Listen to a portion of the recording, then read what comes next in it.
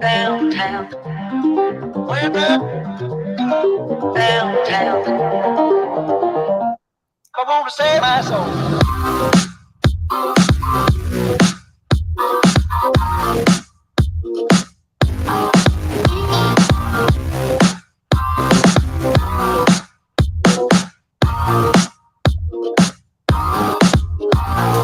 Went up downtown. I went up downtown. Went up downtown.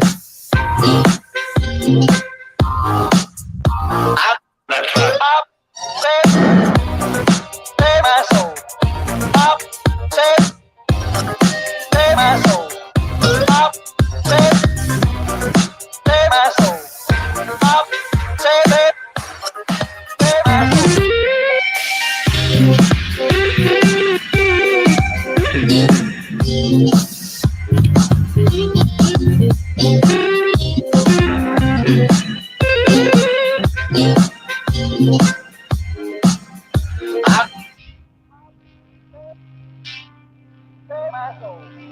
Pop, save my soul. Oh, pop, save my soul. Pop, save my soul. Pop, save my soul. Pop, save my soul. Oh, pop, save my soul. Pop, save my soul. Pop, save my soul. Pop, save my soul.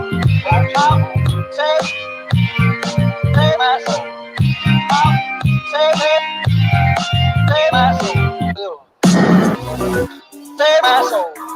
Pop, save my soul. Pop, save my soul. Pop, save my soul.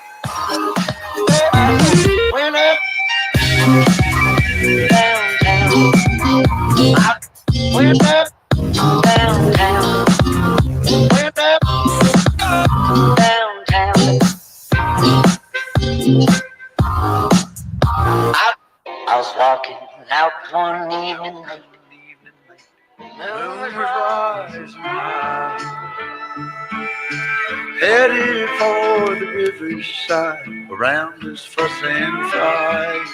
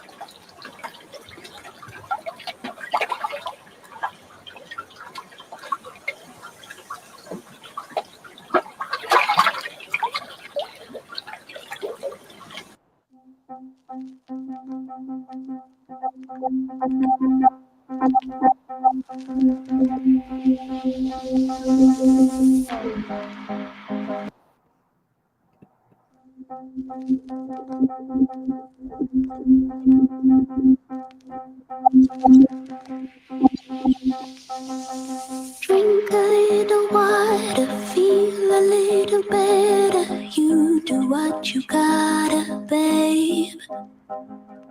Breathe a little higher. Bring life into your muscles, instinct for the living man. Oh, but there is one thing you're all forgetting. That endless morning will turn to night. And when you're dreaming, you will be seeing a little demon dancing around. Baby, there is only one way, and that's to slow the king. Get a little little earthy when they pull you down like rain. So tired, I can tell from your shape. Feeling sleepy, yeah, you beat the slow decay.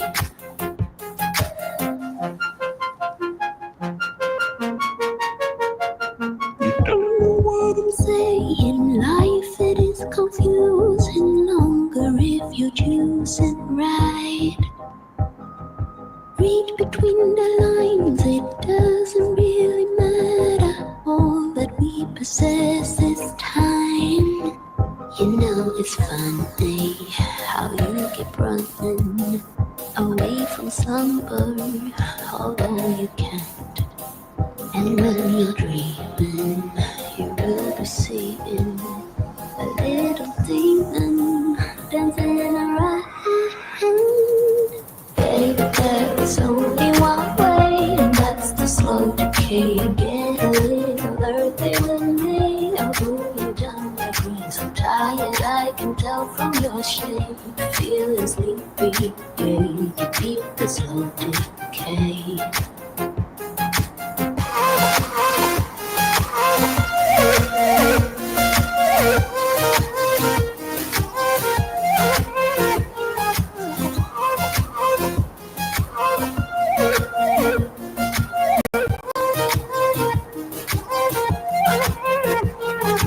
Baby, there is only one way, and that's the slow decay. Get a little earthy when they pull you down like rain. So tired, I can tell from your shape. Feeling sleepy, yeah, you can beat the slow decay. Baby, baby, baby, baby, baby, I'll pull you down like rain. So baby, baby, baby, baby, baby, I'll pull you down like rain. So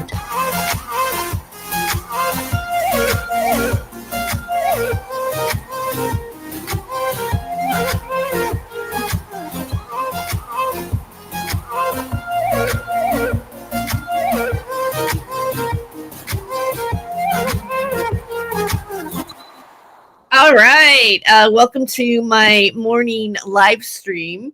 I am playing music from Epidemic Sound. I have a monthly subscription with them, and it allows me to play their music on certain designated platforms without being copyrighted. So, for me, I've included my YouTube, my Spotify, Apple Podcast, Not My Rabbit Hole, as well as my Facebook page. I can play them and not get any royalty fees or anything like that. Now, by the way, if you're on Facebook and you do happen to have a song playing that is, popular or has been popular or a classic or something like that, that just happens to be in a video, like, say, for instance, you do because YouTube Shorts will let you use certain their music, which, like, let's say you're using the Beatles or something like that in your video that you upload for 60 seconds, you get away with it on YouTube. And also there's certain clips or whatever of, popular songs or known songs, copyrighted songs, that you can use a little bit on TikTok. And then but each platform has its own requirements. So if you use a song, in a video on Facebook, you share the copyright with the artist. They don't completely say you can't monetize it.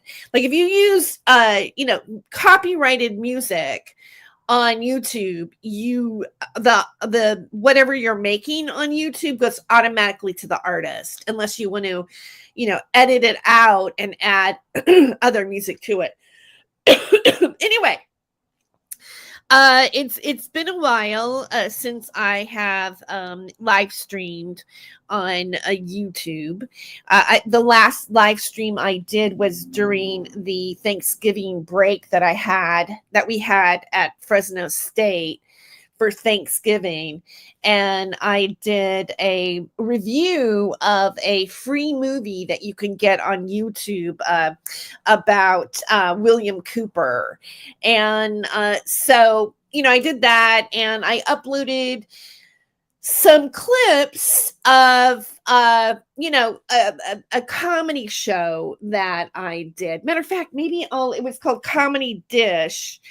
And I might just show one to you if you didn't notice or catch it or something like that. It's just really super short, but I'm kind of being spontaneous right now. There are a few things that I'd like to share with you since I haven't been here for a while, and just kind of talk about my channel here, and what to expect here on my channel and stuff like this. And also just to say that I appreciate those of you that have been with me for a long time here on my channel that tune in, and some of you we started way back when, OG, in the UFO arena on channels like American Freedom Radio and Revolution Radio, and I'm going to throw in Truth Cat Radio, even though I'm broken away, or pretty much in some ways had not the best relationships all the time with these particular enterprises or online media that cropped up back in the early 2012s. I didn't jump on board until 2013 is when I joined that genre of that genre of online radio, and there was this kind of pirate radio kind of feel about it. We called ourselves the Truth Media, and we thought we were disclosing all of these important things. Okay, you know what? The only one I'm seeing right now, there was something else I was looking for, but I think I made those into shorts, and I'd rather have the horizontal look for this one. This was kind of interesting. I got at the last minute, I got asked in November by my friend Stephen Allen Green about did I want to come on Comedy Dish, and it's a show that they do on Facebook. And then, of course, they have a YouTube channel and TikTok or whatever. And then I asked Steven, I go, do you mind if I made a few clips out of our show and, put them out on social media? And he says, yeah, no problem. So this is one of the clips I made. And I thought what was interesting about this is it involved Puddles the Clown. And I don't know if you guys know who Puddles is, but he sings, and he has the clown outfit and everything. And Rick Wright is a comedian that I know. I don't know if he exactly remembered me, but I had done shows with him. I was married to a comic before. His name is Willie Randolph.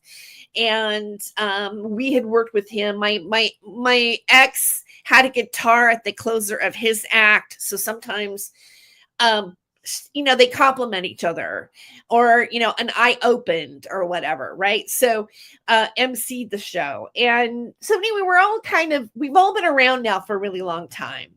And I've known Stephen Allen Green like way back when I was like, 26, 27 years old, doing open mic night spots at the Comedy Store. And he was a Comedy Store regular.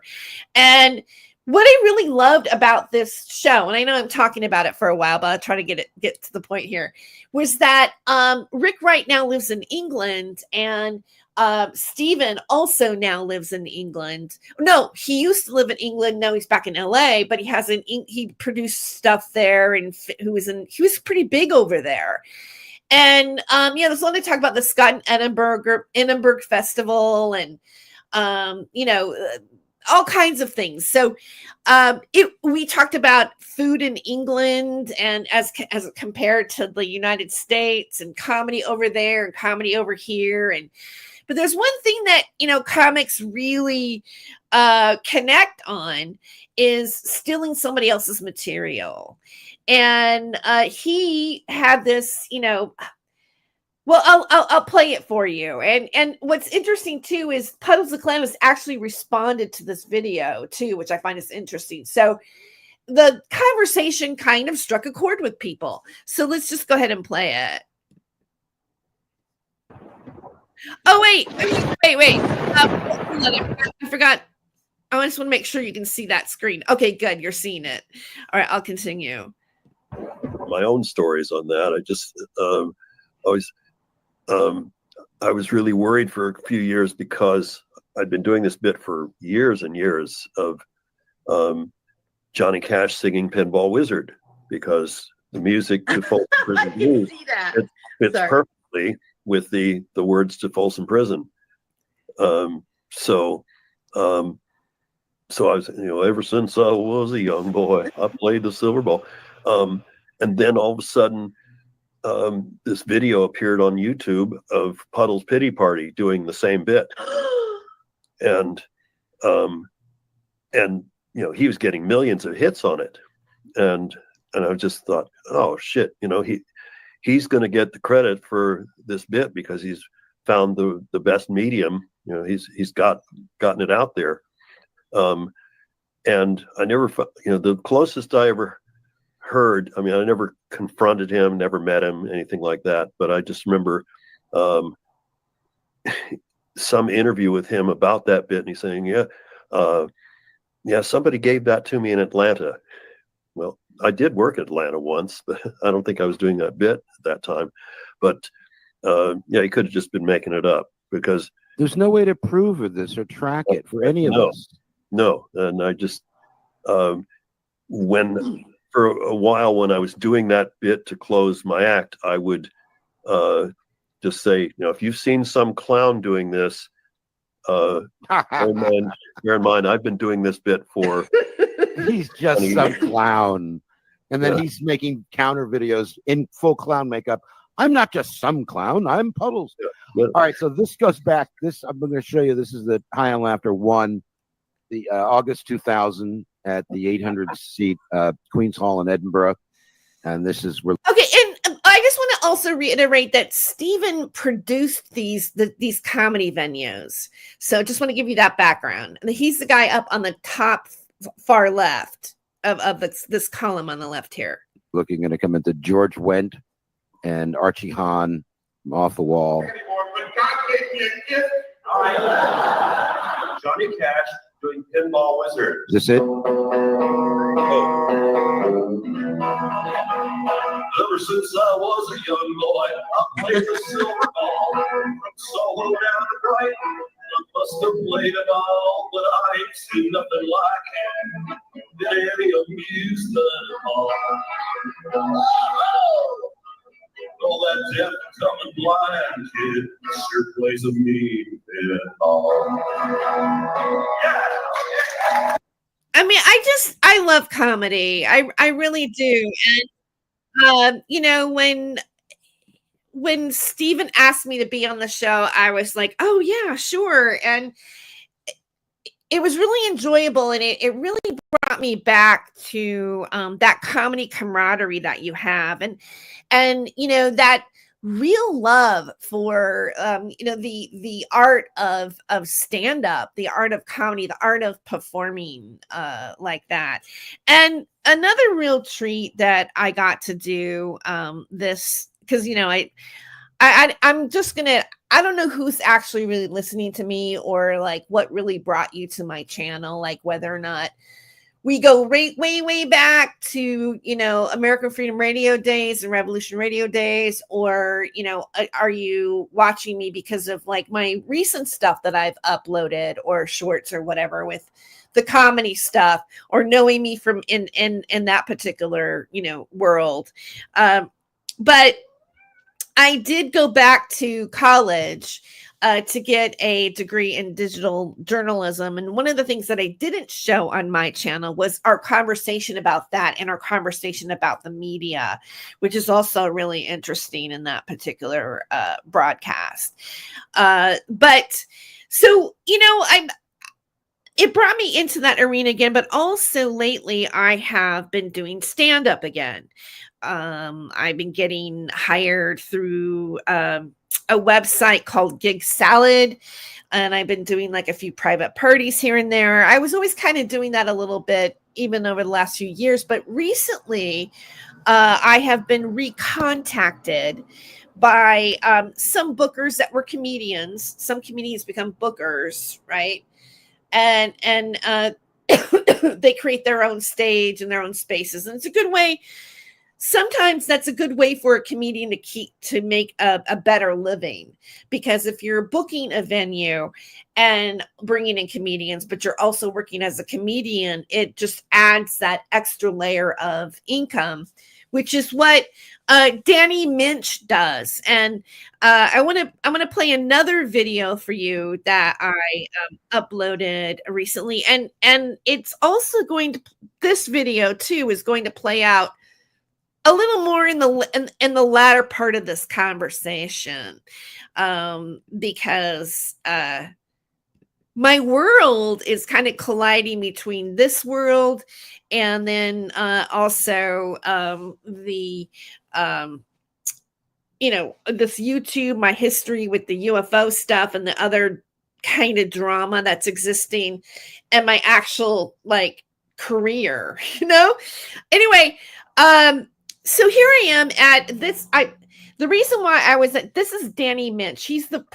This guy right here is the perfect example of a comedian that creates a place, a venue, a successful comedy venue business in a town, but also works on the road. And so I actually even, I did two.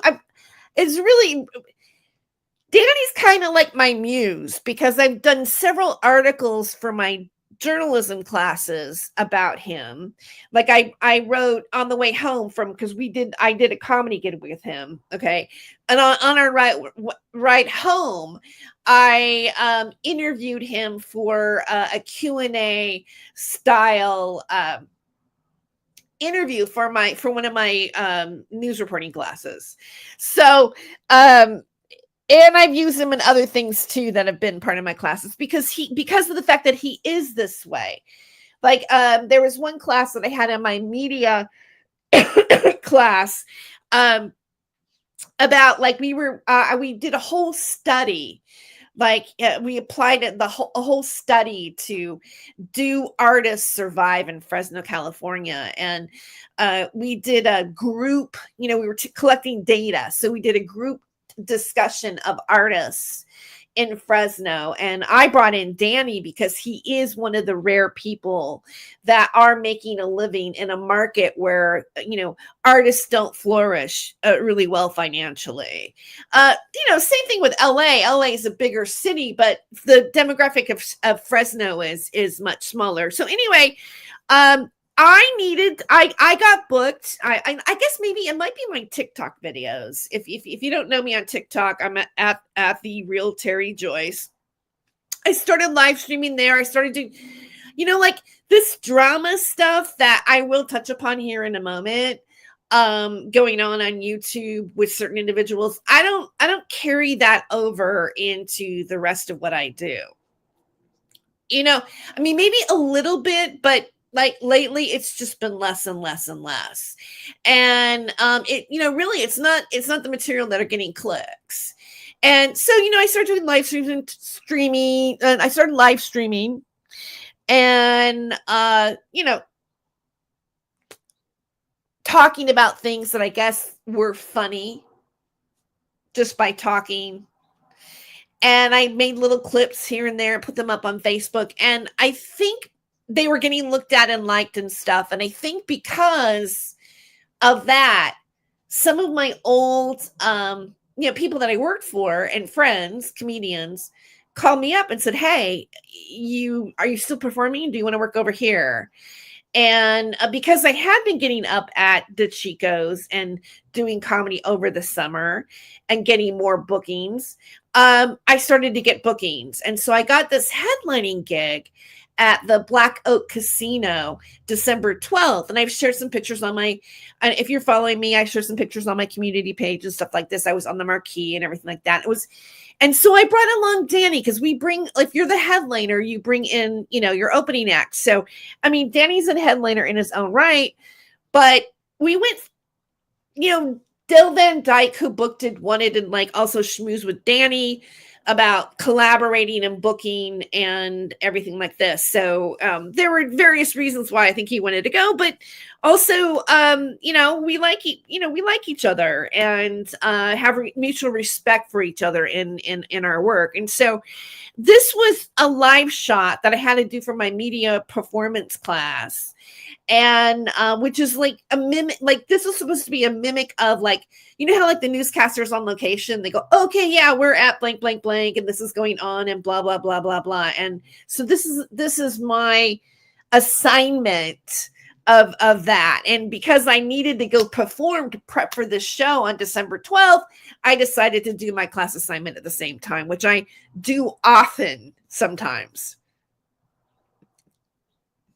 Hi, we're at the Chico's restaurant where we're doing open mic night. It's a comedy night just for tips, and it's happening right here tonight. Right now, I'm with Danny Minch. Hey, how's it going? One of my favorites right here. Yeah, we're working a gig together up at the Black Oak Casino, and I came out to work out some material. I like to call it the African American Oak Casino. I like to be more politically correct. Oh, So Danny, how long have you been doing the show here? The show here, 8 years. The Just the Tip show's been going on for about 12, 13 years. Yeah, it's one of the longest running comedy shows in the Central Valley. It is. It's one of the best comedy shows here. I like to think so, but I'm biased because I think very highly of myself. So can you give us a tour of the showroom? Sure. Right. We just remodeled the bar area, which is now lit and very millennial. This is our bartender, Gil, who is a beautiful, beautiful man. This is a lot of times we open it up for bigger shows and have everybody come all the way to the back.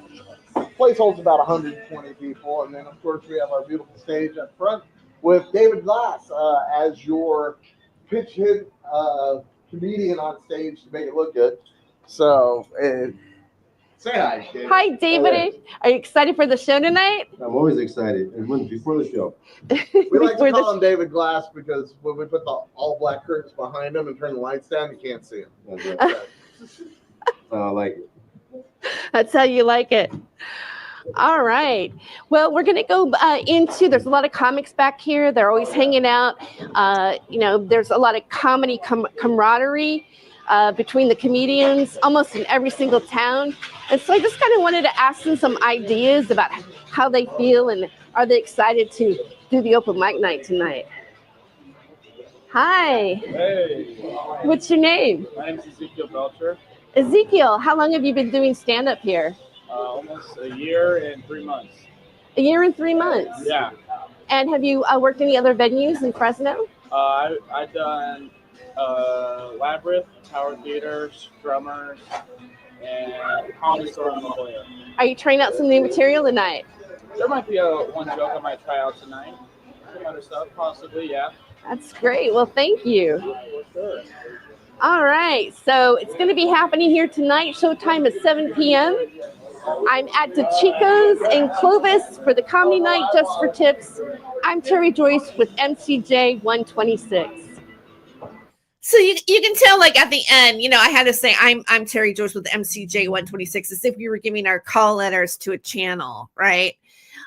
So it was definitely, I got an A. I mean, I did well in class with it, and I knocked it out. And then I did a few shows at the Chicos. I came back on Friday night and did a set on the main show. And I think on that show, I did 12 minutes. And I'm going to say I really rocked it. I really I hit it hard, and I had some jokes that got applause breaks. I was able to feel that timing, that rhythm where you kind of hold the look for a while and let the laughter roll. So and as a headliner, you have to be able to do that. You have to be if you're going to headline, you got to bring that kind of dynamic to your set. And I felt like it just gave me that kick where I went, okay, I found it. It's back. That's back now. And it gave me this extra confidence when I went to the Black Oak Casino, and all of us did really well. It was a great show. We had a delicious dinner afterwards. We drove through a town. Danny wanted to stop in this town called Jamestown, which was originally a ghost town, and was dead, but they built it up. Just so happened that they were refurbishing the bridge, so there's nobody there then. But I got some footage. I haven't really edited that yet. I shot that the club video. I shot with my DJI Osmos Pocket 3, and over the Thanksgiving break, I got a few little pop bells and whistles to add to it. So I've been playing with that, and I intend to do more of that with my DJI Osmos Pocket 3. More social media videos with it, and more interesting camera angles. I'm really interested in editing things now, and seeing like a filmmaker, really, with my DJI Osmos Pocket 3. So stay tuned for that. This is the reason why I think my channel is gonna change, or I want it to change. Is because I've been in this kind of media for a really long time. I have been an online content provider since 2010, and I'll even go even farther back to 2007, when I was doing the Southern California report for Normal Show Live and Normal Audio Stash with Russ Belville. Okay, so in a sense, I've been a part of online media, and I really like doing online media, and that's one of the reasons why I decided to get a degree in digital journalism, which has allowed me, I'm taking a screenwriting class next semester. It's allowed me to take a couple film classes. I've just finished up doing a creative nonfiction writing class and wrote an essay. I want to stay in that genre. I think that there is a match for me with that genre of writing. So I just want to say that stay tuned for having different kinds of work that I would like to share with you. One thing that I want you, if you're subscribing, please, if you haven't subscribed, please do subscribe. But one thing that I'd like to share with you is a Max Spiers playlist that I have started on my channel. And, if you're not aware of Max Spiers, because some people might not be.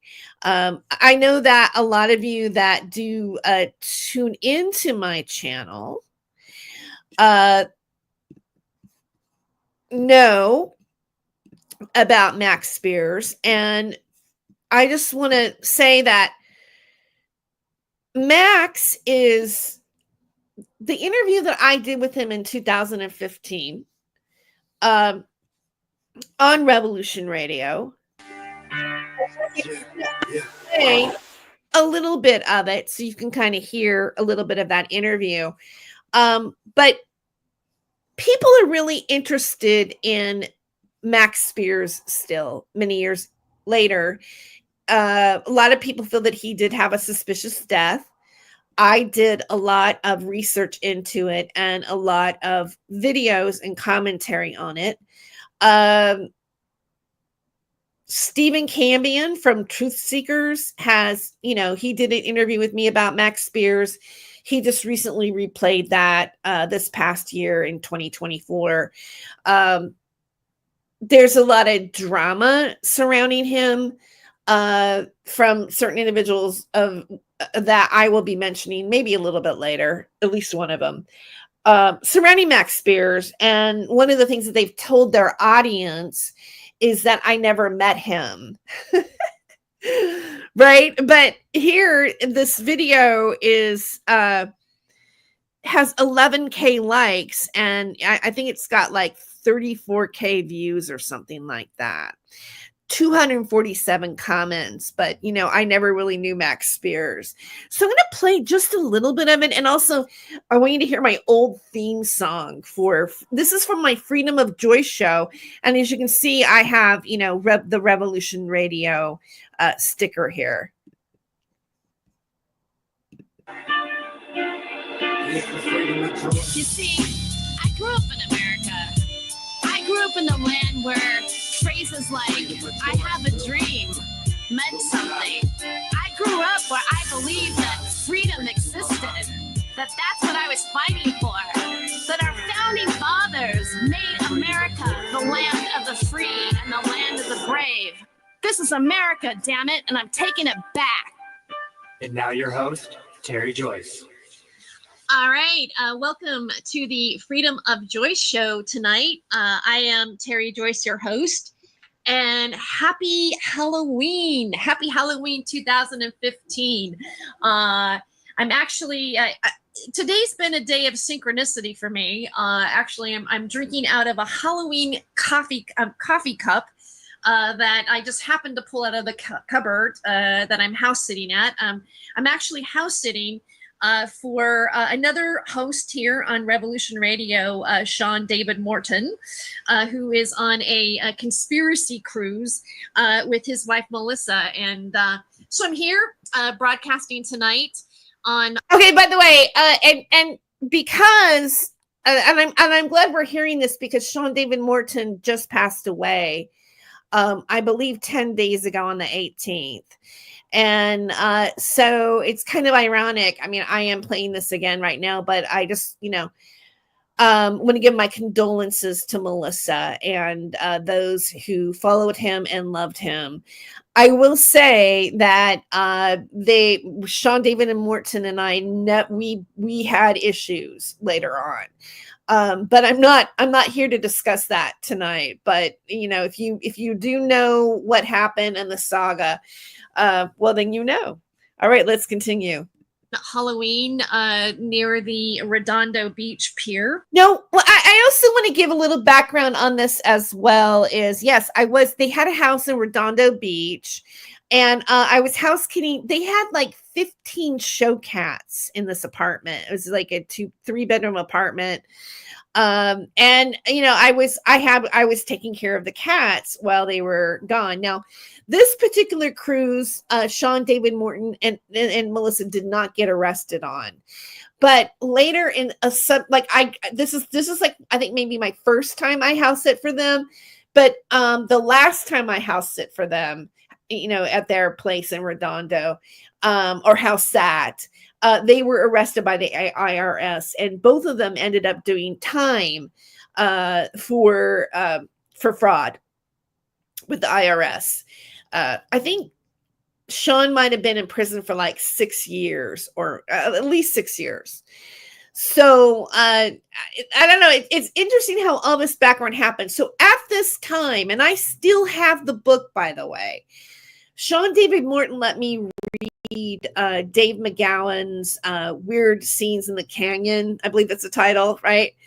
And I haven't really finished reading it, but one of the reasons why I wanted Max on this show was because of the fact of his knowledge of Hollywood in this area so well. So that was like, he knew that we had already talked about this, right? And because, I don't just have anybody on and going, this is what I'm interested in talking about with you.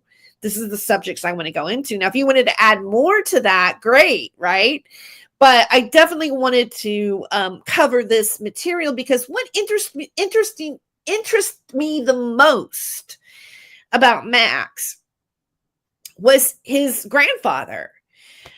I believe it was Herbert Percy or Percy Herbert. I don't know. Oops, brain fart. But I'm in the ballpark there. And you know, he was in the movie The Bridge Over River Kwai. And you know, that the fact that he had that Hollywood connection. And at this point in time, or no, actually, this is like my experience didn't happen until after this. But I later had some weird Hollywood stuff happen. And I guess, you know, really it was happening before this. So having worked in Hollywood, having come from like a small town like Fresno and experiencing some of the things that he's talking about or alluding to, or maybe I'm making connections to it, thinking it might be it, I was interested in interviewing him on this particular topic, but I'll continue here. Oh, also, Sean David Morton gave me his book, The Sands of Time, which unfortunately I never read. I was more interested in the Dave McGowan book at that time. And also, I want to take a moment to, I'm sure she's not listening right now because she's celebrating her birthday dinner, but maybe she'll listen to the archive. I just want to wish my mom, Joyce Beamer, happy birthday. And so it's also my mother's birthday, which is all kind of ironic too. Yeah, Halloween is my mother's birthday, by the way. I know this is gonna, people are gonna go, oh my God, and her mother is born on Halloween. They're really Satanists or something like that. But you know, it's not like that. I mean, someone's got to be born on Halloween, right? And what's interesting too, and I don't know if I'm going to say it here, but my birthday is actually July 4th, which kind of ironic in many ways. I would see that in terms of me. But we're going to get here in the show in just a moment. This is the perfect Halloween show because in just a moment, I'm going to bring in our guest, Max Spiers, who we're going to be talking about MK Ultra, the occult, and also the military industrial complex. And by the way, in Hollywood, in the entertainment business, it was a lot of the focus is going to be on that tonight, which I have an interest in, and I have for a very long time lately. Specifically since I myself have worked or do work, but I did work quite a bit in the Los Angeles area in Hollywood. I've been on numerous sets, Paramount, I mean, all of them basically.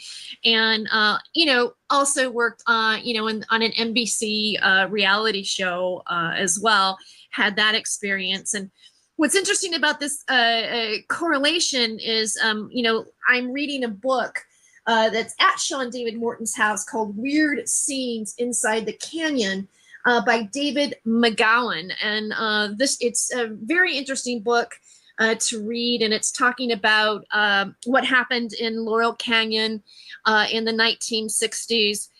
With the Mamas and the Papas and Crosby, Still and Nash and Jimi Hendrix and Jim Morrison, as well as Frank Zappa, and their connection to the military-industrial complex and the social engineering and design of that juxtaposition against the Vietnam War. I've been extremely curious in it. And as I was reading the book today, I kind of realized that even myself, I'm a little bit of like even 1 degree away from separation to being connected to some of the people that this book is even writing about. You know, I've lived in Los Angeles since 1984 and, you know, pursuing stand-up comedy and the acting career. I mean, show business was something that I really wanted to go into, not realizing that the leg of the entertainment industry is connected to the occult and witchcraft and Masonic symbolism and what do you get, like Hollywood Boulevard? I don't know if anybody knows this, but the Jimmy Kimmel Show is actually taped out of an old Masonic temple that's on Hollywood Boulevard, if that doesn't ever question and make you wonder, like, what's going on here? I think it definitely should. And the where the Laurel Canyon is located and what it's connected to, and how it's also related to the Getty and the Getty Museum, which I know that many people who are familiar with our station, we have. Okay, and Sue, I'm going to bring up, and notice that I'm bringing up the Getty Museum there, and that's going to bring in Stephen D. Kelly. And at that time I was dating Stephen, so I had that kind of love bite thing going on. Now at this point, I dispute what Stephen says, but I believe at this point in time there was no children involved with the Getty. It was more a theory that Stephen was saying, and he wrote about it in his book, that his brother Stephen, his twin brother, worked or had connections with the treasurer of the Getty. They got invited to the opening. They were taken downstairs. That's where all the best art is. And it's an escape route for the elite, which is a common, the underground tunnels are a common theme in folklore or belief or even proof. I think there's been people that have gotten down in the tunnels. I watched this one video about, people going down into the tunnels, to research this stuff.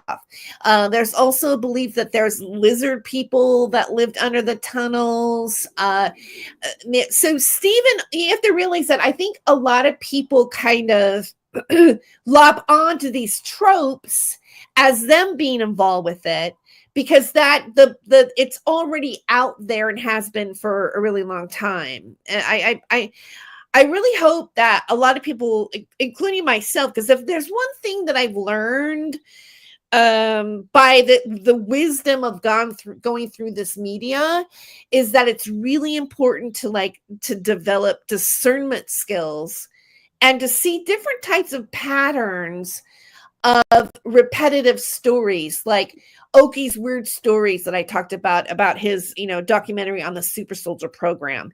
He was able to take all these tropes, because they had a pattern to them, go in and pretend to be a super soldier in front of James Rink, and James Rink gave him the stamp of approval. So, that I just want to throw that out there. And I believe this to be true, that this does happen this way. And I think that my experience with Stephen D. Kelly, I believe that he is a provocateur of this trope. And it merged with something else that, I really can't talk about on YouTube. Stephen D. Kelly, who wrote his book about and how the elite have underground bases, etc. So, I don't want to take too much longer, because I want to get on with the show. But before I do, I just want to let everybody know out there that Revolution Radio is the #1 listener-supported radio network out there. So it's because of your dollar. I was so nervous to interview him. I could just hear it in my voice. That we're able to stay here on the air. So give us a little Halloween treat with your dollars, and keep supporting us tonight if you can by going to our support site at Freedom Slips or freedomslips.com. Right now, I'd like to introduce to the show, he's been here on Revolution Radio before. He also is mostly, came out a while back as being a super soldier as well. And we're going to talk very briefly about that and his history. But I'd like to welcome to the show Max Spears. Thank you for being here tonight, Max. Hi, Terry. How are you? I'm doing pretty good. I've been really looking forward to this show. Definitely. With that build up with the Laurel Canyon thing too. Interesting that you had that book there. I've read that book because I was fascinated by the whole Laurel Canyon scene, 60s and up until present day. Now it continues. It's military run, like you said. So that was very interesting that you had that book there. Yeah, it is interesting. And I realized today, too, that I had read certain passages of the book before, I think, online. So even when I was reading it, I was like, wait, I've read this before. So I thought that was kind of interesting. And then I thought, well, maybe I actually time traveled and read it before. but I'm just kidding. But I'm sometimes it's reminding you of things that you've just forgotten. Sometimes I'll pick up a book and the information that I read, I'll go, I knew that already. But I'd forgotten it. So it could have been that. Yeah, that happens. I've had similar things. I think a lot of us have that happen to us, where it's not like you're particularly in some ways learning new information, but you're kind of being reminded of information that you somehow know. Oh my God, I went to the beginning. Okay, maybe that was meant to happen to stop there. But hi, Angela G and Aiken are here. Welcome to my chat. Aiken, good to see you guys. Yeah. Okay, let me see. I'm supposed to be able to show this, and how come? Oh, here we go. I'm going so fast back and forth. All right, so welcome to the chat. Okay, so that is my interview with Max Spiers. It's funny, I haven't heard that beginning for a while. One of the things too that I want to point out, when he said that he read the book as well, and how sometimes you pick up books and then there's a passage in it that you look at it differently, or it hits you at a certain point in your life. I have that happen all the time. Even looking back at this, one of the things that I remembered when the last, here's 34K 3 years ago, I re-uploaded this because it was originally on my Freedom of Joyce channel. So, and it gets a lot of comments. And I know that a lot of you that have found my channel, this is the reason why you have found my channel. And sometimes there's a lot of us that have joined in on several broadcasts that I have done, celebrating his birthday and things. So I realized that one of the main comments that I get about Max is that I thought maybe I could share the link. Let me see. Oh wait, I'm back on the interview again. Maybe I'll play a little bit more while I'm trying to get the link for you.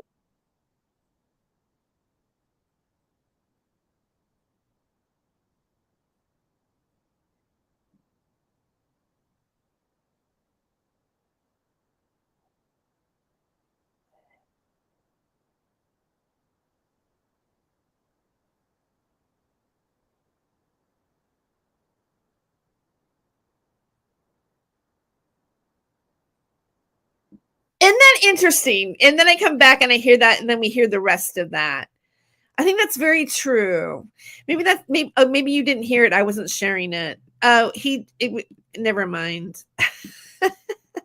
All right. But here's the playlist, and you can find it on my channel, and I can't figure out exactly how I'm supposed to share it correctly. Maybe I can share it from here. No. Shuffle, loop the playlist. Anyways, and I found all these different videos about him that I didn't want to. Anyways, there's 30 of them there. Here, I'm gonna go. I guess I can go this way. I included the BBC ones, some Bases Project ones that I found. His last 3 interviews, the ones in Poland, just in a list. And if you go to my channel at Not My Rabbit Hole with Terry Joyce, you can find and hopefully enjoy that playlist. And oh wait, you didn't hear? Yeah, you didn't hear. Oh, you want to go back? I'll go back and let you hear it. Hold on. Let's go back, because I have a feeling you want to hear. Let's take it back a beat. Max. Hi Terry, how are you? I'm doing pretty good. I'm very not that much. Generally the closet monster or the boogeyman under the bed are usually inside of you, not outside of you. Yes, yes. The Laurel Canyon thing too. Interesting that you had that book there. I've read that book because I was fascinated by the whole Laurel Canyon scene, 60s and up until present day. Now it continues. It's military run, like you said. So that was very interesting that you had that book there. Yeah, it is interesting. And you know, I realized today too that I had read certain passages of the book before, I think online. So even when I was reading it, I was like, wait, I've read this before. So I thought that was kind of interesting. And then I thought, well, maybe I actually time traveled and read it before, but I'm just kidding. But sometimes it's reminding you of things that you've just forgotten. Sometimes I'll pick up a book and the information that I read, I'll go, I knew that already.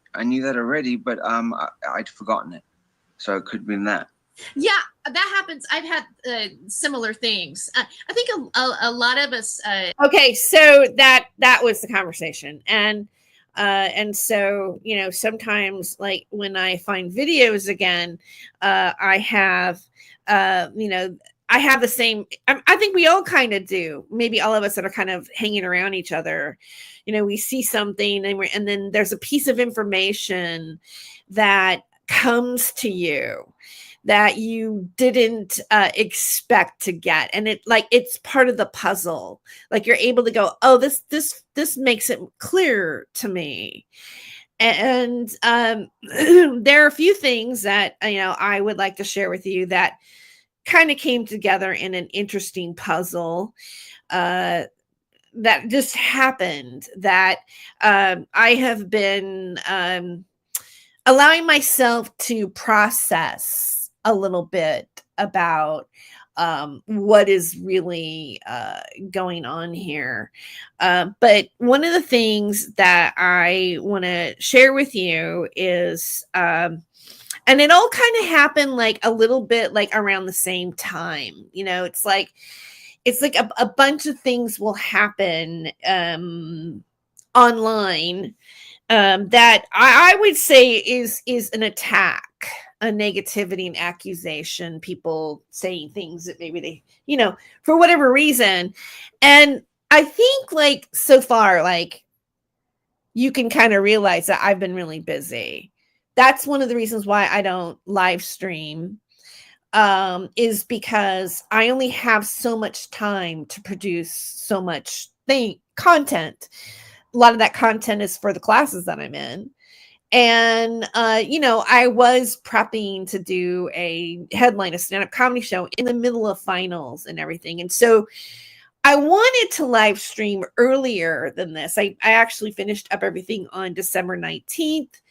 But I was just so wiped out. You know, it's like getting through finals and then, you know, traveling in the middle of it. And I had a few issues. There was like, you know, sometimes like I caught a cold at one point. And then even when I was performing, my ears were plugged up, you know, and then I came home and my cat bit my nose because he affectionately licks my nose. Like, I know it sounds gross, but sometimes he licks my nose. I don't know, but maybe because it's prominent, whatever. But then like he bit a little too hard. So then I had to, you know, get antibiotics, you know, and that was interesting because I'm a Amazon Prime member. They have a medical thing, you know, you can have a consultation. It's $49. Did a Zoom thing, talked to the nurse, you know, she goes, well, it doesn't look all that infected, but you know, because of the fact that she was dog bites, we wait a couple of days, and it had already been a couple of days for me anyways. We wait a couple of days and then we give them antibiotics. But with cats, we automatically give antibiotics because a lot of infections are caused by cat bites. It's just very common. And, you know, being that it was on my nose, I was freaking out, man. I was like, oh my God. Like my imagination went just absolutely nuts. And then I, you know, like I started my antibiotics at 1 p.m. after I had, you know, picked them up from CVS, and, you know, you have to eat with it. And then you have to take probiotics because it can affect your stomach. And, then the next time I had to take it was 1 a.m. in the morning, which means I had to get up, set my alarm, because I sometimes go to bed, or when I'm in school, I go to bed earlier because I get up earlier, right? Set my alarm, get up at 1 o'clock in the morning, and I thought, oh my God, I have to eat something. So I went and I put a cup of soup in the microwave, put it way too hot, grabbed it with my left hand, and it seeped into that little part between your, that little crevice between your forefinger and your thumb, and just burned the skin right off. And I was like, oh my God. And it was just like for a minute I go, is somebody doing the voodoo doll? Like I was like completely like, why these series of like weird little things happening like when I'm finishing up my finals? But there were, and during that time, I can't remember really like the amount of things being said about me. I think for a while, the negativity with the players out there, Thomas Schoenberger and gang, right? I was kind of like, I wasn't saying anything about them. They weren't saying anything about me. I was kind of feeling like, okay, maybe they're focusing on Daniel, they're focusing on something else, but it didn't mean that, I wasn't watching what was going on. I just, stopped. I thought, you know what, this is not where I want to, take my channel. This is not what I came here to create. This is not what I went to school for. It would be to, do videos, Lepo style, against Thomas Schoenberger and everybody. Like when I started my channel, I didn't even know who he was, really, at all. He wasn't even in my consciousness. This channel, Not My Rabbit Hole, was created to go along, and it is my podcast, which is on Spotify and Google Play and everything else, that I started during like COVID time, because I wanted to give myself a format where I could just rant about, things, whatever. It was just my, it's kind of like what's become my TikTok live stream. So it's kind of like evolved, but it was just what was happening at that time of my life. And a lot has happened since I've started that show. When I did that show, I was living in an RV parked behind a house in Baldwin Park, where I paid $10 a day to be parked back there, experiencing COVID-19.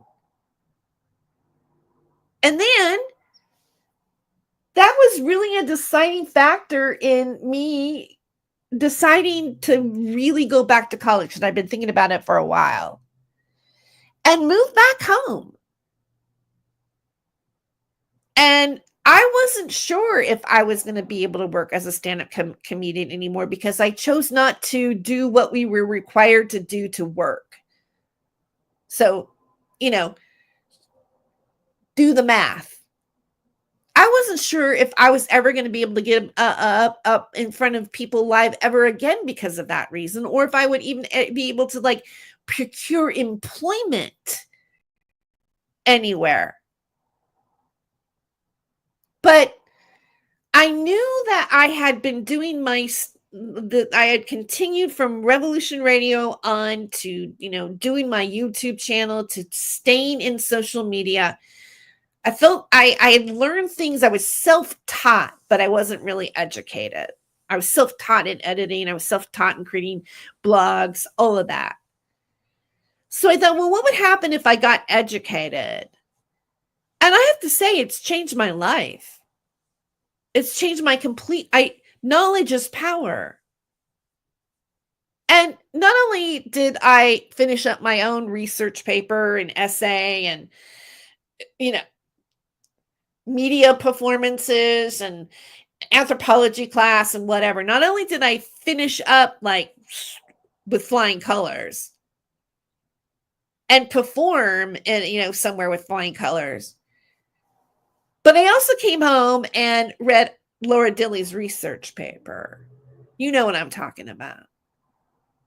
And you know what it's about.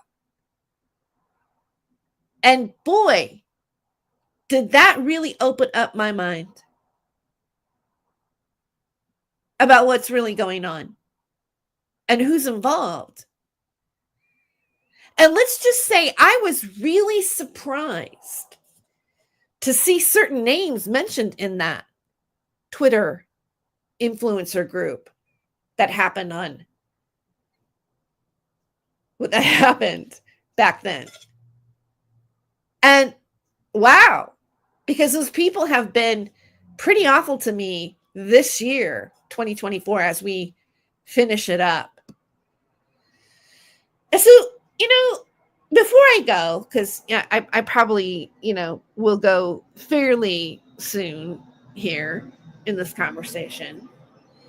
There were certain things that did happen. Let's say I got done with classes and everything, and I'm on the downswing, and I'm starting to look at stuff, right? More, like, because I have more time. I could watch movies, watch Netflix, watch whatever. By the way, if you have Apple, or it's also on other platforms, but the series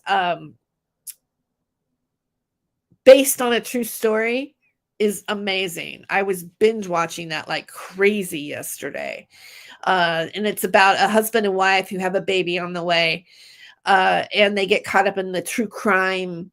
They do a true crime podcast of an interview of a real serial killer that was their plumber. And it is just like, I was laughing out loud. It's a dark comedy. So if you're in that genre of things anyways, I think you'll enjoy that particular series. And by the way, in terms of reviewing things, I am going to be reviewing free movies on YouTube. I like talking about movies and things, and something I want to do on my channel, and specifically also documentaries and things that would pertain to the genre of people that have interest in the things I've been talking about anyways, because there's a lot of that out there.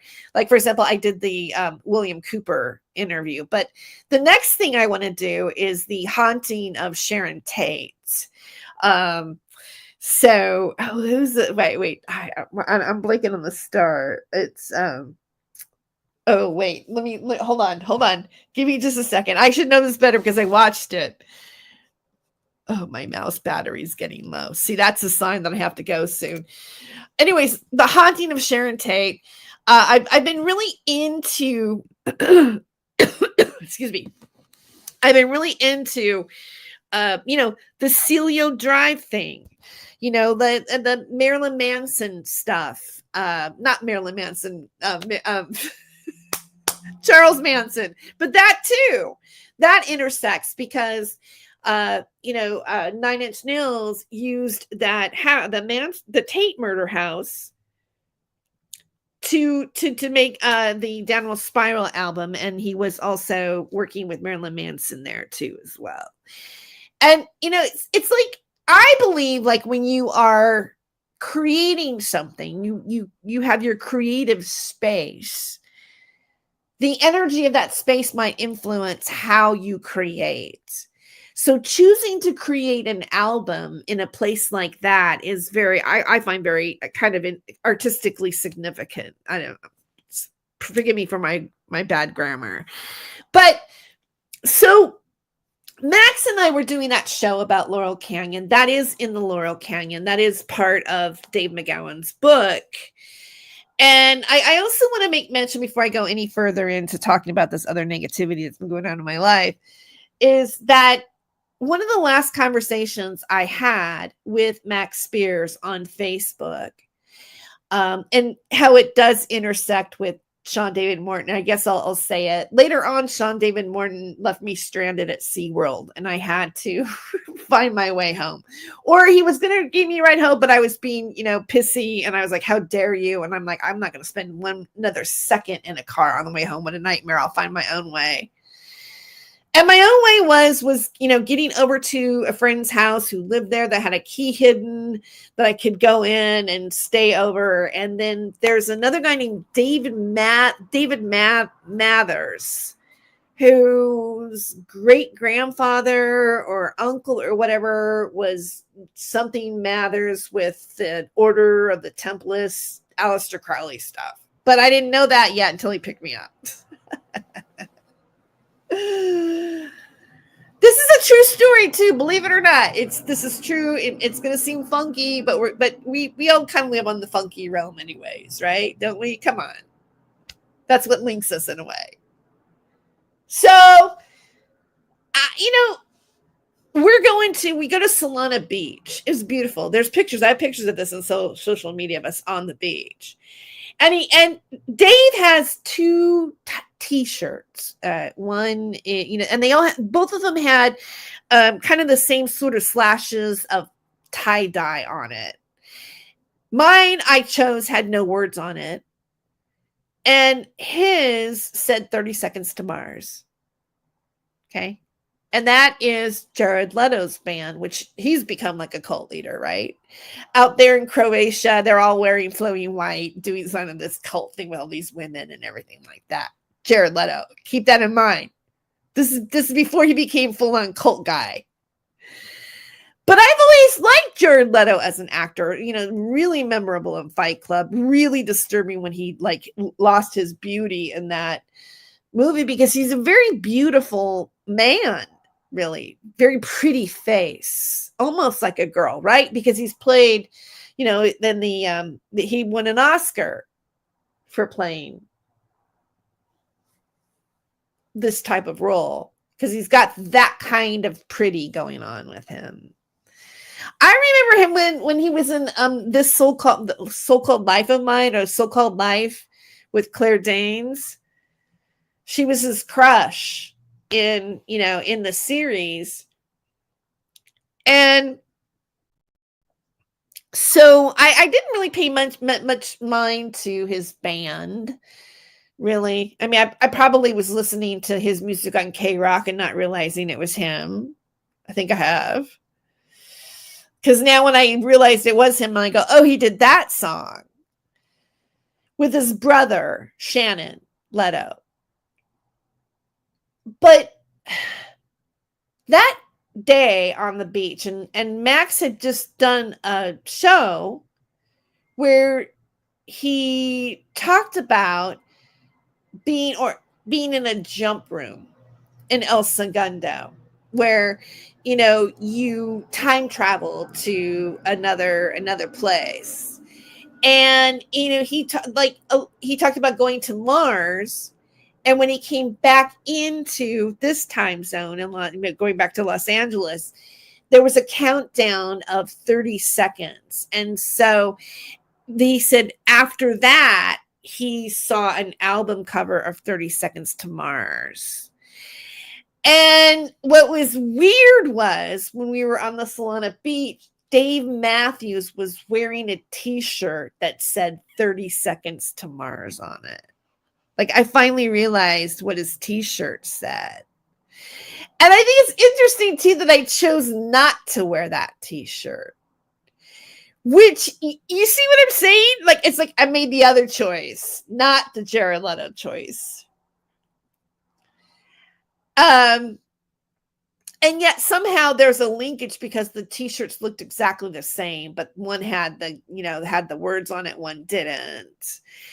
And so I told Dave, Dave and I go, oh my God, Max Spears was just talking about that. And he goes, oh yeah, I know. I watched that episode. And he goes, yeah, I know them. I played drums with them. I've done a drum circle with them, or something like that, up at his house, up in the hills, right? Okay. He says the Hollywood Hills, but keep that in mind too, because there's a weird synchronicity to this about everything I've been talking about so far.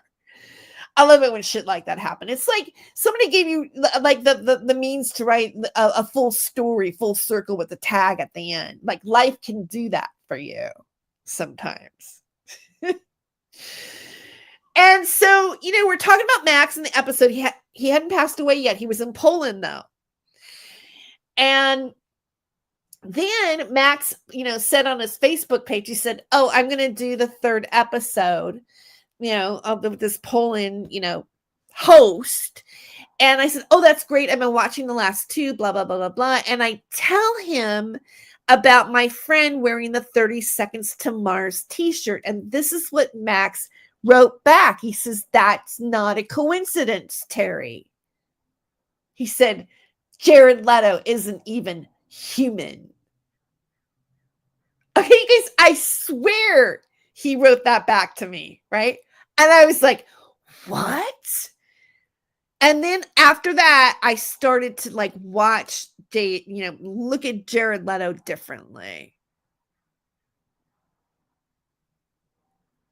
And guess what?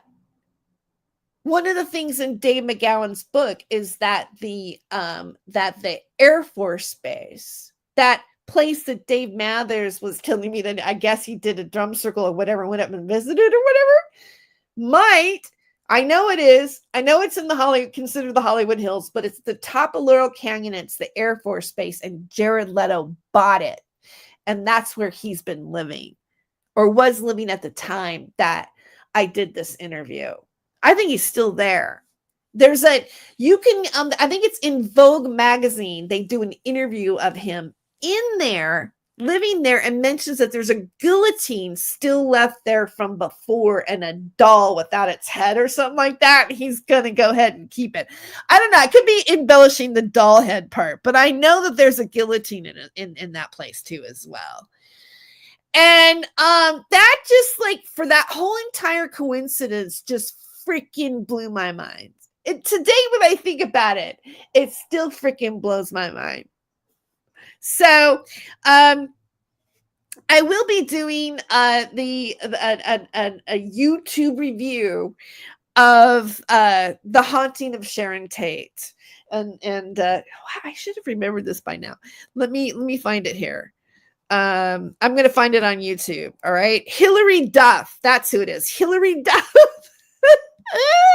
Hilary Duff playing Sharon Tate. I'm going to review that. Expect that in the next few days, actually. All right. Now that you've like gone with me this far on my live stream, it's really good to live stream again. It's really nice to be back. And I'm going to try to do as much content as I can before I have to go back and start my my semester, for the spring semester that I'm doing. So now on a more somber note of things that happened, before the holiday, which I feel like is really intentional because, some people have a hard time with the holidays. They do. A lot of we get thrown all these, films at us and feel good stories that, sometimes we watch or whatever. But the reality of what really happens during Christmas is oftentimes not that. And even historically, it's been that way, like with the winter solstice and the culture and the lighting of the torches and this and that, because, a lot of famine happened in the winter and people like got sick in the winter and there was people died. And so even like the celebration of Christian, I'm saying Christmas, because we've been told that it was a Christian story, when in fact it really isn't. It really isn't. I mean, it's just a day picked that worked with all the other holidays that were culturally going on and melded into calling it it's the day that Jesus Christ was born. And you know what? That is not historically correct. And my feeling about Christmas, I'm just going to be really honest with you, even though I think the tree is beautiful and the lights and the candles, and I've had some really great family moments over Christmas and, some great memories as a time where your family can come together and we celebrate and we eat and we talk about things and laugh and give presents to each other. And it's fun to unwrap it. And, it was great to see Rudolph the Red-Nosed Reindeer or How the Grinch Stole Christmas or these different cartoons that would come on television. But as you get older, you realize that it's just a way for, to have a marketing thing. It's the way for the powers to be to just come and go, oh, we're going to make a bunch of sales now. And we're going to put a lot of pressure on you, because if you don't have the best gift or the right gift or a good enough gift like your neighbor, you're going to feel like shit while you're drinking that glass of Crown Royal and wearing the paper crown on your head. Right? Automatically, even as a man who has pressure to provide for his family or whatever on, from some caveman day, is going to feel like he's a lesser provider unless he's, he's a player in the game. Culturally, a lot of people buy into that. And, if you're going to attack somebody psychologically or do shitty things to them or make them feel uncomfortable or whatever, say lies about them on the internet in their videos or their live streams, you're going to pick that time in hopes that it might hurt just a little bit much for them to maybe do something. I think possibly that would be negative to themselves. And I think it's thought out and it's orchestrated. And there's certain individuals that did this during the holiday season. Now, you may not agree with my theory of the reason why, but they still did choose to do it when oftentimes during the holidays, culturally, we are told to give Christmas cheer, to give love out into people, to show people how much you appreciate them, and to uphold what we would think the moral and love and forgiving and godly ways and rebirthing of a positive human spirit, right? Yeah. So, but instead, these people chose to do something else.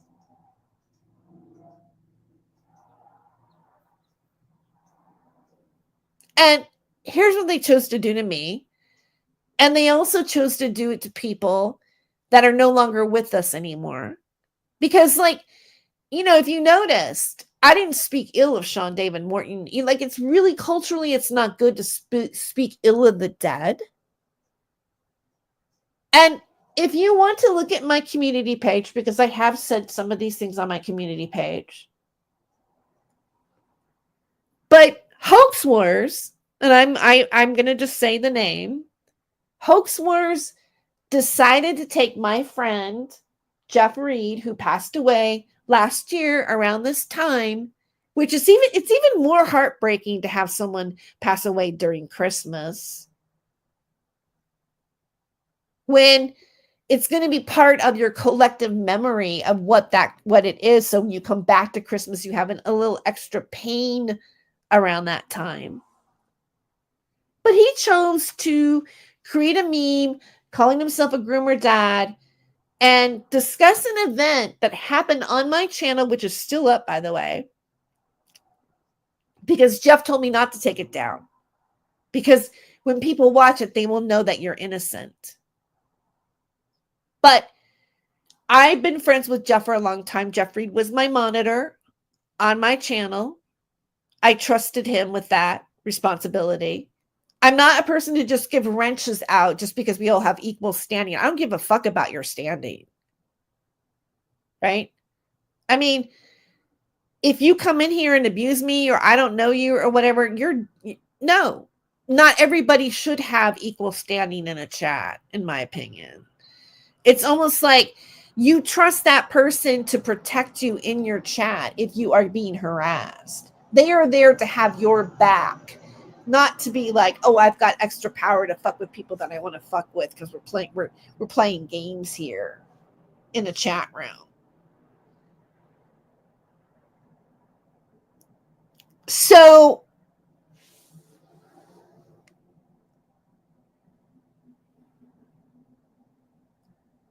Hoax makes that meme and he says the same old shit about me or whatever about it.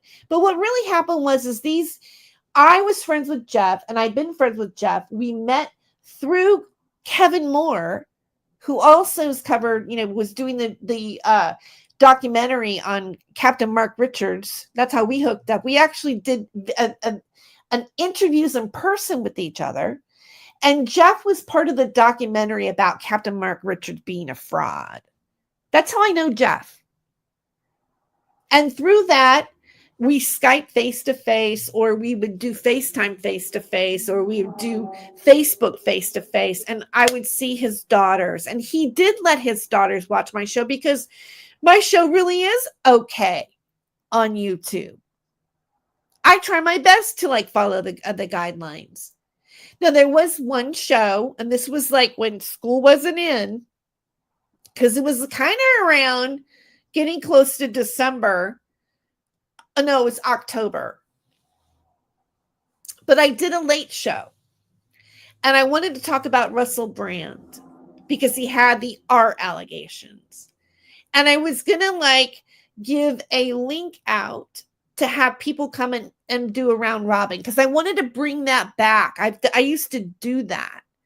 I like round robin discussions about things. I like having panels, but not panels like drama, panels like hoax, right? I want real discussion and different opinions about things. That's interesting to me. I like having the interesting conversation. And I was hoping to generate that night. But what happened is the girls, well, it did happen later on. It did happen that night, actually. But the girls came on. And they were giggling and laughing, and they were, they have their own emails, they have their own YouTube channels, and so when you watch the video, you will see me say to Jeff, "Is it okay if they're on right now?" And he says, "Yeah, it's fine." I wasn't going to keep them there; they weren't going to be part of the entire show. But because of the fact that they were, I wanted them to have a little bit of fun. I said, I acted as if they were my guests. And I said, "Oh, so I heard you went to the bees zoo or whatever," and had a conversation with them. You know what? Think about it. Johnny Carson used to interview children, Drew Barrymore or whomever, all the time. Gary Coleman, whatever. Sometimes you have to, as a media person, you have to interview children. And that is exactly what I did. But you know what? This group, that is, Thomas Schoenberger did it too, and Angela Power Disney did it, and Angela Power Disney even I have the graphic up because Jeff and I were in communication about what was going on. And there's a graphic of Angela Power Disney all the way over from Ireland thinking that she can bypass Jeff and contact his daughters. And I find that to be inappropriate. That's inappropriate behavior. Not the fact that I was doing a live stream and unexpectedly they came on my show and I asked their dad if it was okay. And I did a little interview with them and then said good night to them and they went to bed. And hoax spread all these rumors about that.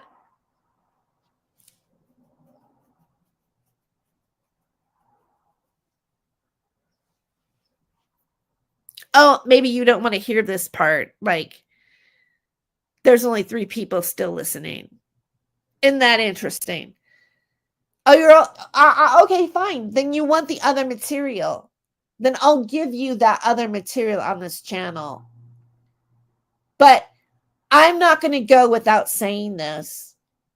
And I know that there will be people that will come and listen what I have to say about this. And I will tell you what, this will not be the only forum that I give this information to. And when I talk about it on other forums, I will say a lot more in detail with receipts than is what is happening right now on YouTube. And you guys can guarantee that. I guarantee you. As a matter of fact, I promise it to you.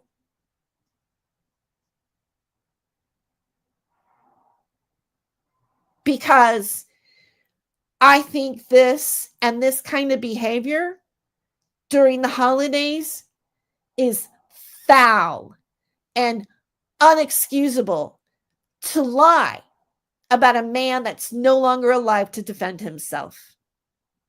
And what I did say on my community page that you can see still on my YouTube channel is that the Reed family really has a potential lawsuit against Hoax, whoever that is, who, by the way, in my opinion, lacks credibility because he doesn't show his identity.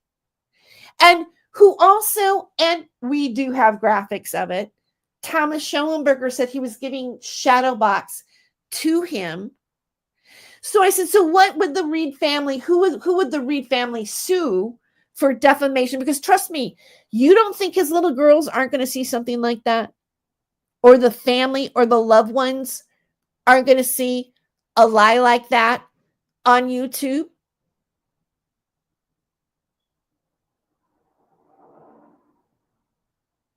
That's a lawsuit, guys. That's a lawsuit. No, I don't communicate with them. I'm not in any, but Mr. Schellenberger shared it on his YouTube page, acted like, and told his people or followers or bots that follow him that I threatened hoax, which is untrue. I said, if the Reed family wanted to have a lawsuit, I think they have one. That's an opinion, not a threat. And it wasn't about me, it was about my friend.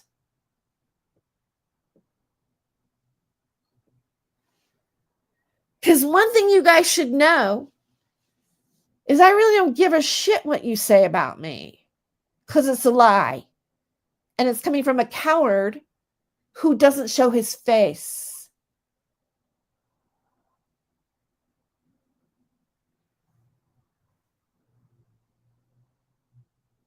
So there's that. Now let's talk about Angela Power Disney for a second and where she went with this. At the same time,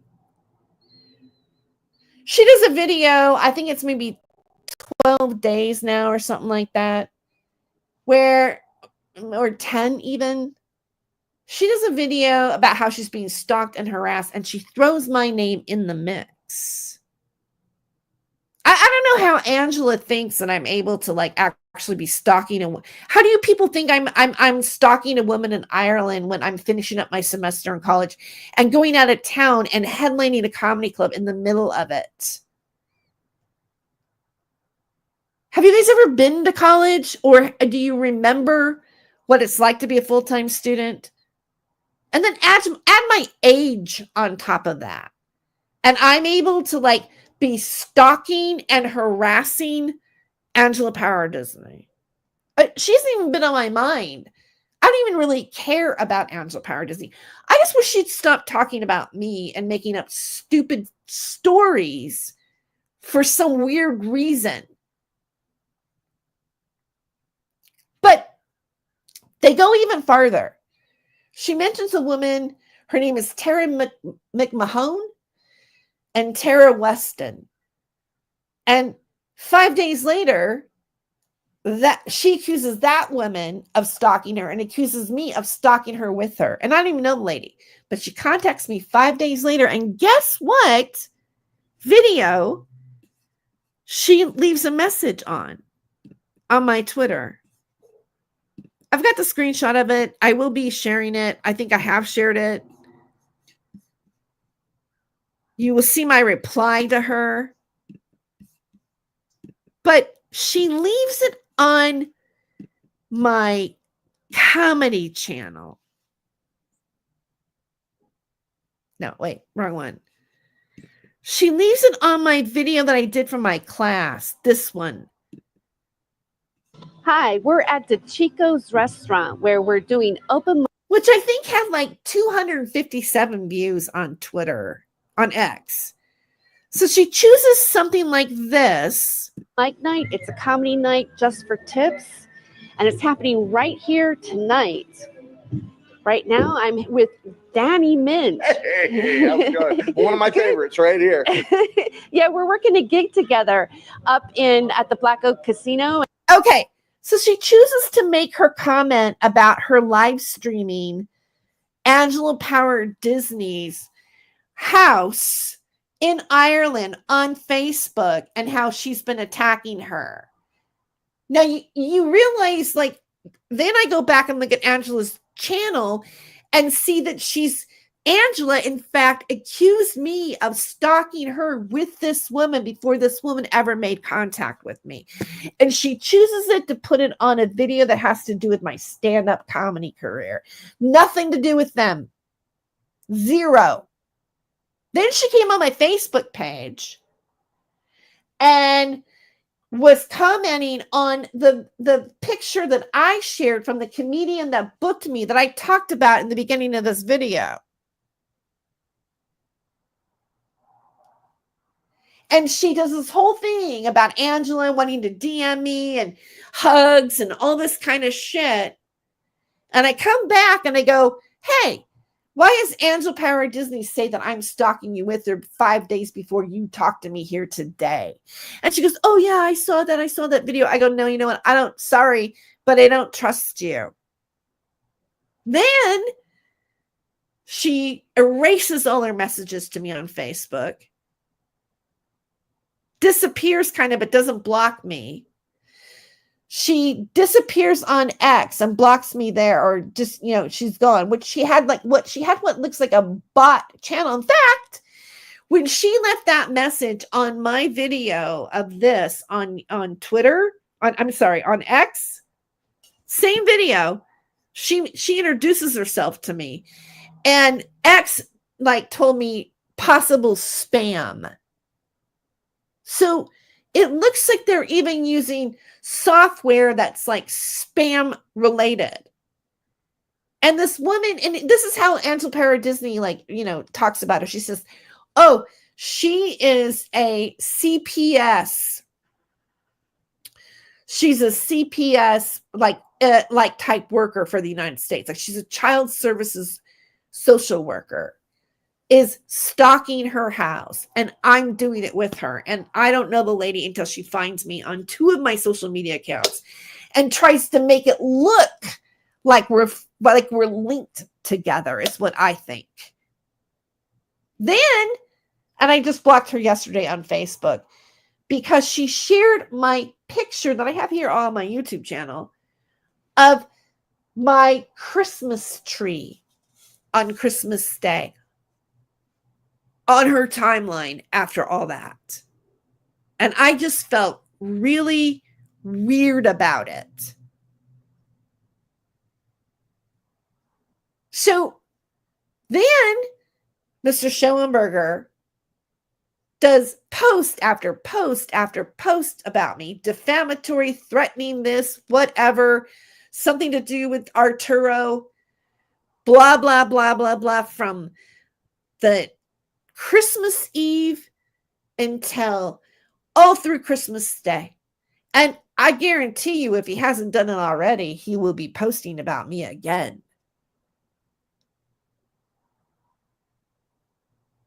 But I've read Laura Dilley's research paper.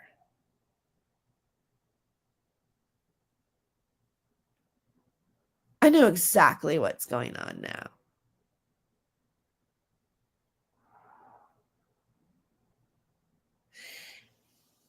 And I'll tell you what, just to give you a little hint, I will be doing an analysis of that research paper, and it will not be published here on YouTube, but you will know where it's at. And also, I want to let you know that I'm going to be doing more reviews and different kinds of fun stuff here on this channel. And I think I want to give you content that you find valuable. You're not just here because, you're part of this other insanity. Because it's going to come off of YouTube. And as you can tell, I haven't really been doing much about it. Although, thank you, Michael. In lieu of everything, I wanted to share that with you.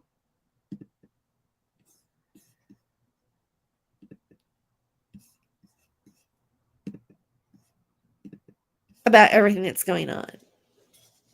And despite everything, I am so happy with my life right now. It was a rough year. 2024 was, I'm like, oh my God, but you know what? It's only given me more wisdom and understanding about a lot of things. And I fear nothing. And I'm excited. I'm excited to bring you fresh and new content on all of my social media platforms, as well as commentary on this, because this is worth reporting.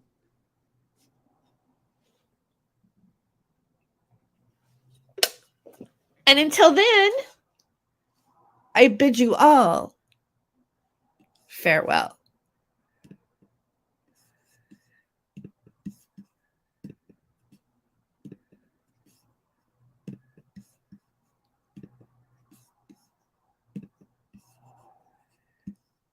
Me find the song I want to do here. It is one that I think is kind of appropriate. Let's play it.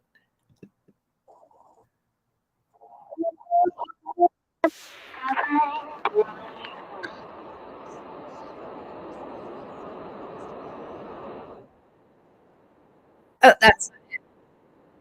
That's not it. Hold on. Oh, here it is. Here it is. Here it is.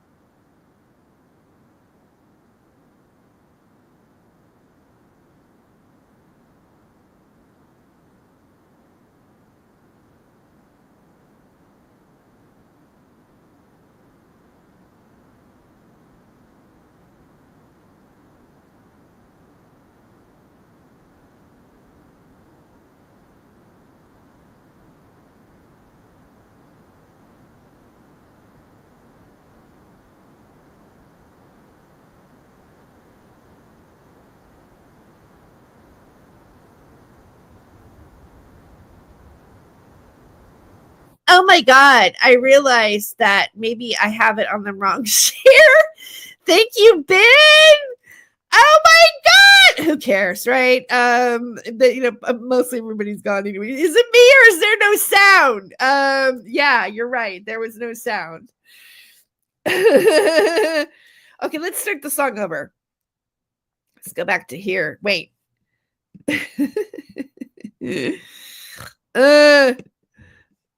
Does it really matter now? Yeah, it kind of does. Okay, we got it on the right thing now. Yeah.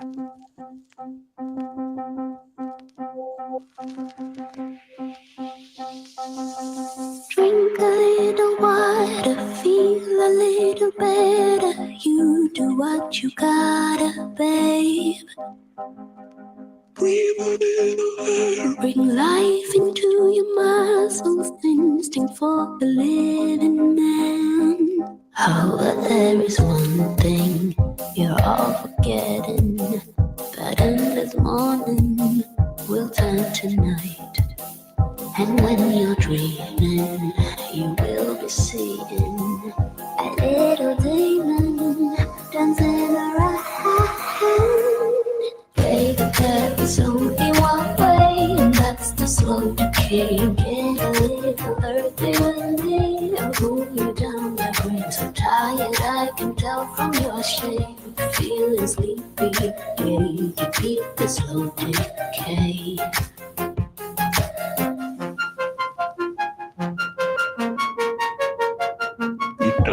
What I'm saying, life it is confusing longer if you choose it right. Read between the lines, it doesn't really matter. All that we possess is time. You know it's funny how you keep running away from slumber, although you can't.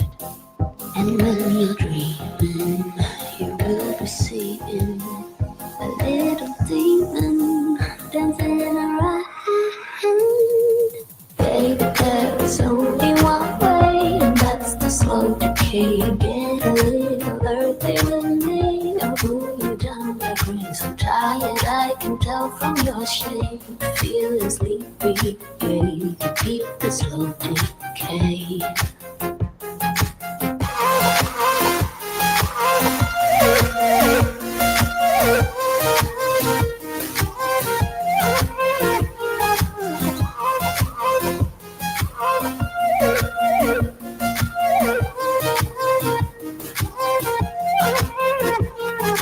Baby, there is only one way, and that's the slow decay. Get a little earthy with me, I'll pull you down like rain. So tired, I can tell from your shape. Feeling sleepy, yeah, you can beat the slow decay.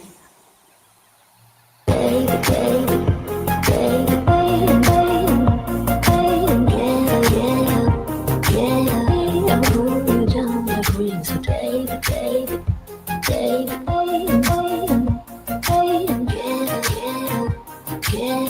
I'll pull you down like rain. So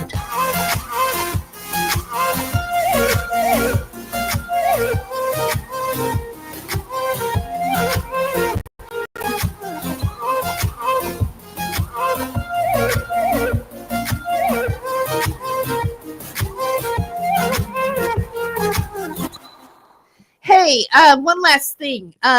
If you lasted this long and in watching it, don't forget about the Max Spears playlist that I started here on my channel. Just hit the playlist tab here on YouTube. Like and subscribe. And also, if you find any interesting videos of interviews or just videos about Max Spears, please leave it in the comments of this video. Thank you and Happy New Year.